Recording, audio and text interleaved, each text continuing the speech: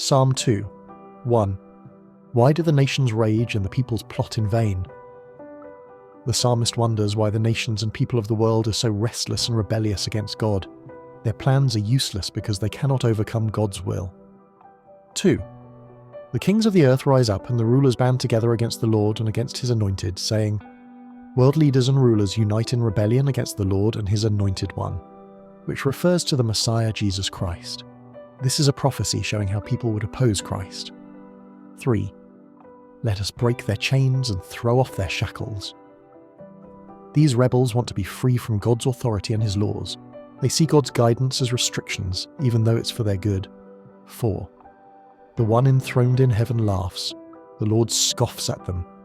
God sits in heaven and laughs at their rebellion because their efforts are powerless before his supreme authority. It shows God's sovereignty. 5.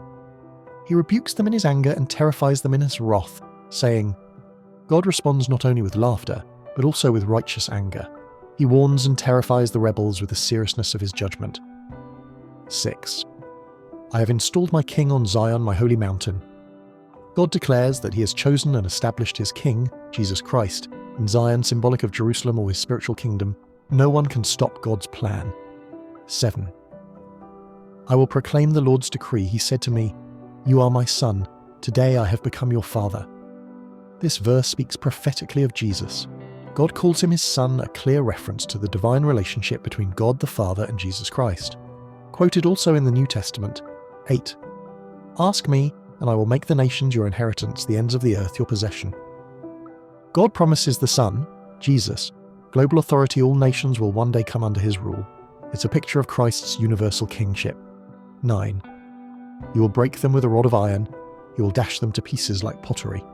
This shows Jesus as judge. Those who resist him will face strong judgment, just like a pot shattered by iron. 10. Therefore, you kings, be wise, be warned, you rulers of the earth. A warning to world leaders. Be wise, understand your limits, and submit to God's authority. God gives them a chance to change. 11. Serve the Lord with fear and celebrate his rule with trembling. Worship God with reverence and awe. Fear here means deep respect, understanding who God truly is. 12. Kiss his son, or he will be angry and your way will lead to your destruction, for his wrath can flare up in a moment.